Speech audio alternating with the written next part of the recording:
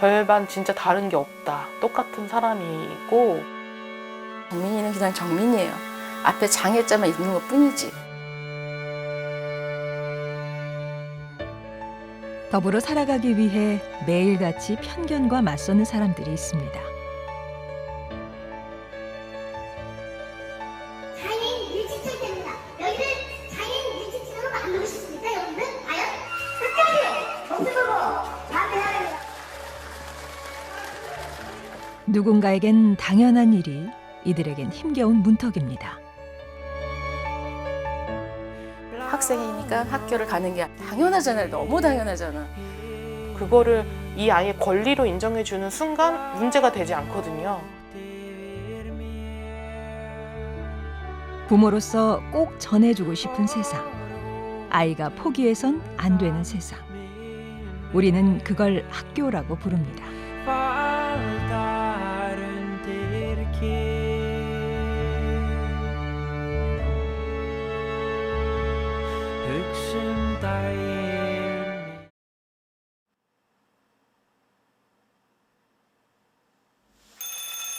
이른 새벽, 또래보다 하루를 일찍 시작하는 12살 소녀가 있습니다.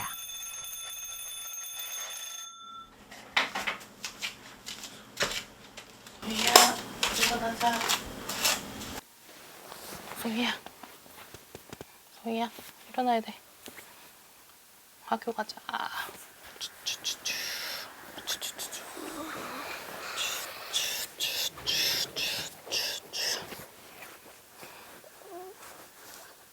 잘 잤어? 눈 떠봐요. 일어나자. 피곤해. 으쌰. 가자. 치카치카. 어른들도 버거운 새벽 기상. 어린 소희가 적응하기엔 너무 힘든 일입니다. 그치. 눈 조심해. 쉬하고 양치 세수하고 나와.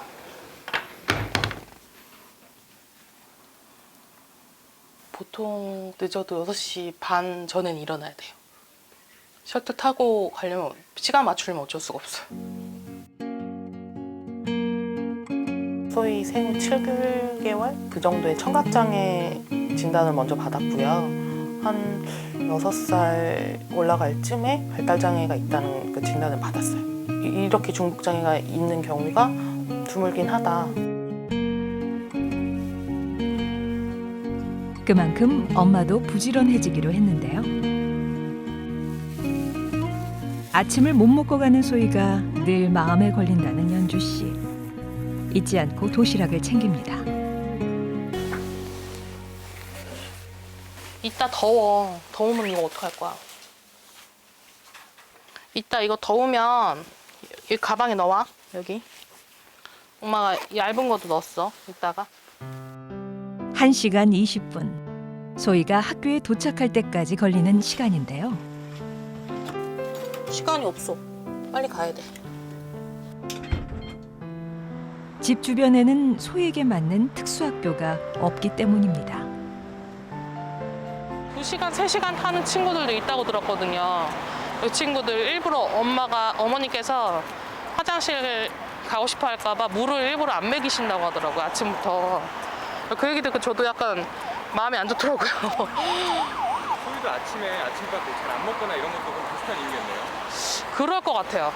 근데 제가 일부러 그렇게 시킨 건 아닌데 본인 스스로도 제대로 요청할 수 없고 그 1시간 동안 화장실에 들려본 적이 없다는 걸 알고 있어서 그러는 것 같아요. 학교에 가려면 통학버스를 타야 합니다. 가세요. 가세요.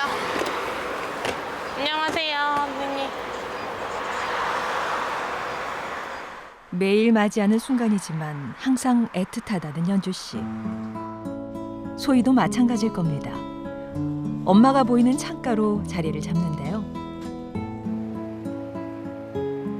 연주 씨도 좀처럼 발이 떨어지지 않습니다. 벨트. 마스크 올리고. 그렇지. 더워? 응? 더워? 좀 자. 7시 10분 버스가 출발하는 시간. 이 시간을 지켜야 학교에 지각하지 않을 수 있습니다. 새벽부터 전쟁을 치르고 소희를 버스에 태워보내면 걱정과 후회가 남습니다. 깨울 때부터 사실 그렇죠. 깨울 때부터 사실 거의 막 직장인보다 어떻게 보면 더 일찍 일어나고 되게 컨디션 안 좋을 때 막 짜증내면서 가는데도 막 셔틀 시간을 막 맞춰야 되는 그 급박함 때문에 저도 자꾸 재촉하게 되고, 보내고 나면 이제 좀 마음이 편해야 되는데 보내고도 이제 마음이 편하지가 않고 좀 그럴 때가 많아요. 이 시간이 지루하고 힘든 건 소희도 마찬가지인데요. 또래 아이들은 집 앞에 있는 학교를 다니지만 장애를 갖고 있는 소희는 통학버스를 타고 16km를 이동해야 합니다. 12살 아이가 감당하기엔 가혹한 현실이죠. 지친 기색이 역력한데요. 소희가 일어난 지도 2시간이 지났습니다. 서울 종로구에 위치한 특수학교. 12살 소희는 이곳에서 교육을 받는데요. 여기서부턴 혼자 가야 합니다.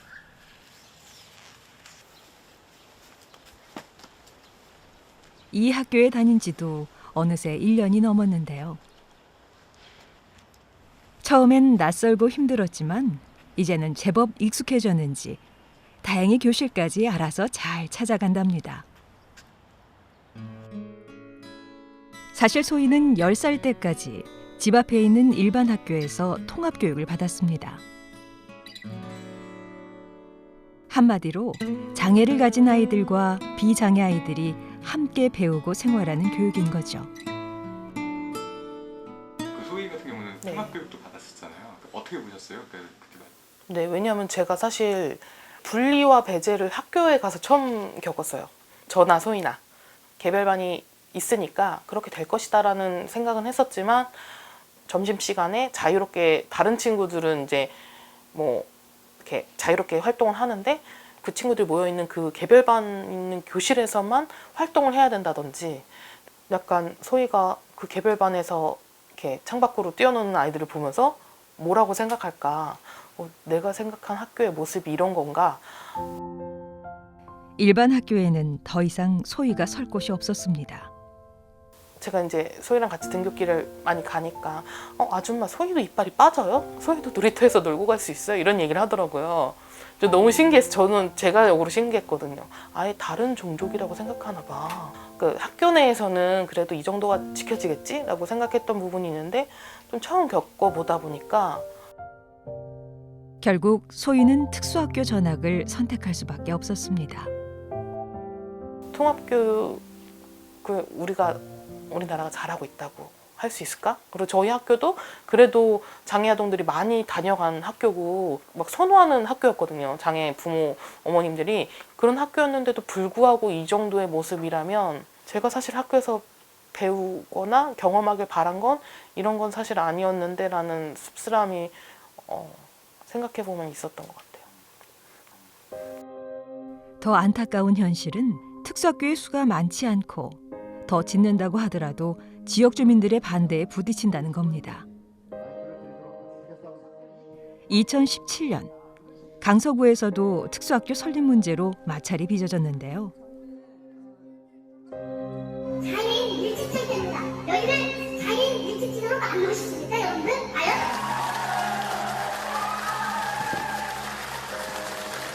정신 차리시고 끝까지 검증하고 반대해야 됩니다. 저희가 강서구 주민 여러분께 여기 무릎 꿇고 저희가 학교를 지켜해달라고 사상하겠습니다. 하지만 학교는 포기할 수 없었습니다. 자녀를 학교에 보내고 싶은 간절함으로 어머니들은 무릎까지 꿇어야 했습니다.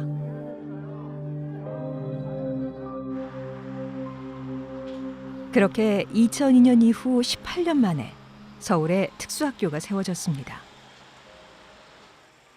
유정 씨는 서진학교를 위해 세상에 호소했던 학부모인데요.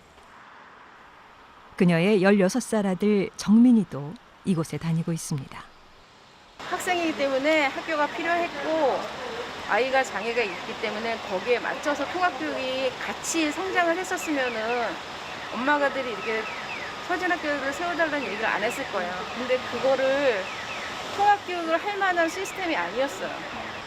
단순한데 학생이기 때문에 학교가 있어야 된다. 그런데 장애인 학생들한테 맞는 교육을 할 수 있는 공간이 있었으면 좋겠다.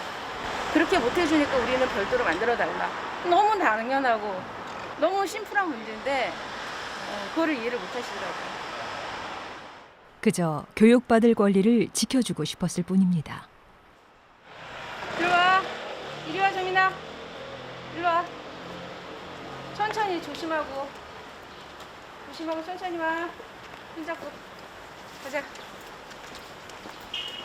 봐봐. 저 무슨 색깔이야? 무슨 색이야, 저기 찍어서? 저기 무슨 색? 이거 빨간색 기다려야지. 빨간색 기다리고 파란색 켜질 때까지 기다리는 거야. 유민아, 우리 집에 못 타고 갈 거야? 집에 못 타고 갈 거야, 너 집에.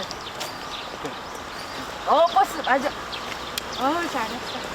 자, 버스 타고 갈 거야, 우리. 원래 정민이가 16살인데 1년 늦게 학교를 보내서 중학교 2학년으로 다니고 있고요. 정민이는 정신 연령이 한 24개월 정도의 수준을 갖고 있는 친구예요. 원하는 걸 말하지 못하는 자폐성 장애를 가진 정민이. 엄마가 곁에 있어야 합니다. 여기서 버스로 한 20분에서 30분 그 사이인 것 같아요. 그렇게 멀진 않네요. 네, 멀진 않아요. 서진 안 생겼으면 아마 구로로 정민이가 아마 구로로 다녔을 가능성이 많았겠죠. 서진학교가 생겨서 정말 다행이라는 유정 씨. 일반 비장애 아이들은 집 앞에 있는 당연하잖아요. 너무 당연하잖아. 그 집 앞에 있는 학교를 바로 가는데 왜 정민이는 그걸 못하는지 이해를 안 들었어요. 그리고 또 한편으로 정민이는 학생이 아닌가? 라는 생각을 했어요. 서울시 특수교육 대상자는 12,911명. 그러나 32개 특수학교 재학생 수는 4,430명으로 약 34%에 불과합니다. 왔다. 정민이 카드 어딨어? 천천히 가. 찍고. 안녕하세요. 우여곡절 끝에 설립된 학교는 장애를 가진 아이들의 꿈과 희망을 지켜주고 있습니다. 여기 서진학교 입학했다 그러면 엄마들이 야 서울대 들어갔다라고 얘기를 해요. 정원에 한 2배 정도는 몰리거든요. 그러니까 초등학교 1학년 12명인데 2반씩이니까 12명인데 30명인 것 같아요. 그 서진학교가 들어가기 어려운 거 아니면 다른 그 구로의 다른 정진학교나 마찬가지예요. 마찬가지예요. 좀 걱정이 덜하긴 하는데 저희 서진학교가 이게 공립이에요. 초등학교, 중학교에서 고등학교 올라갈 때 신청서를 다 받아요. 여기가 공립학교이기 때문에 한편으로는 조금 불안한 것도 한편으로 없지는 않아요. 모든 아이들은 학교에서 교육을 받을 수 있어야 합니다. 그 과정에서 편견을 지우면 장애는 아무 문제가 되지 않습니다. 많이 이쁜 것 같아요. 제 아이지만 이뻐요. 생후 24개월, 정민이가 남들과 다르단 걸 알았습니다. 뭐 친정집이나 시댁 쪽이나 이렇게 주위를 둘러봤을 때도 장애를 가지는 분을 못 봤어요. 저도 한 번도. 내 아이가 장애를 갖고 태어났다는 생각 자체를 해본 적이 없었어요. 처음엔 여느 부모들과 마찬가지로 모든 게 낯설고 두려웠다는데요. 한편은 그 생각은 했어요. 아, 내가 이렇게 낳나? 내가 이렇게 아프게 낳나? 라는 고민을, 걱정, 미안함 이런 것도 많았었어요. 근데 지금은 그건 한참 힘들 때 했던 생각이고 그 생각을 계속 갖고 있으면 정민이한테 이런 교육들이 힘들어요. 제가 너무 늪에 빠져 있으면은 제가 그 안에서 허우적대고 있는데 그거를 허우적대고 있는 상태에서 정민이한테 교육이 안 되거든요. 요거하고 찾아. 요거 먼저 찾을까? 이거 어디 있을까? 찾았어? 아닌데 이렇게 생겨야 되는데 꽃 그래 그거. 그다음에 요거 뭐 보여줄까요? 민아 코코코코 해볼까? 코코코코 눈. 와 잘했어. 다시 코코코코코코코코 귀. 오 잘했어요. 조민아 너 몇 살? 조민아 너는 16살. 몇 학년이야? 유정 씨의 작은 바람은 정민이가 큰 어려움 없이 학교를 다니는 건데요.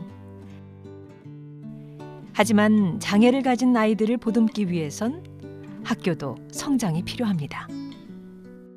통합교육은 그야말로 비장애 아이들과 같이 어울리는 장소인 거예요. 그래서 지금처럼 사회를 정민이가 사회 속으로 나가야 된다 그러면 그 통합교육이 맞다고 생각은 들어요. 근데 통합학교가 쉽지만은 않아요. 그 엄마가 신경 써야 되는 부분도 많고 선생님들하고 여러 가지 또 상의를 해야 되는 부분들도 많아요. 장애아동이 들어가고 싶어요 라고 해도 만들 교실이 없습니다 라고 해서 반려하는 경우도 있다고 해요. 그게 비장애라고 생각했을 때 저희는 교실이 부족해서 집 앞에 학교인데 교실이 부족하니까 다른 데 가세요 라고 하는 데는 없을 거거든요. 그거를 이 아이의 권리로 인정해 주는 순간 문제가 되지 않거든요. 사랑스럽고 행복하고 좋은 추억으로만 남아있죠. 너무 재밌어요. 똥물 봐서 좋긴 한데 너무 좁은 데서 활동하는 모습 보니까 짠하기도 하고 애들이 갇혀있다 보니까 한 정형용 정도 많이 하죠. 문제는.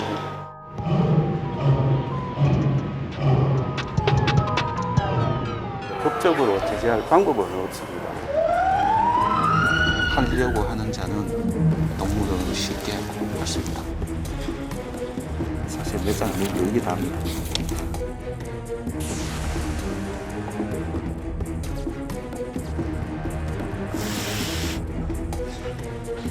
그들에게는 가장 불행한 공간이 아닌가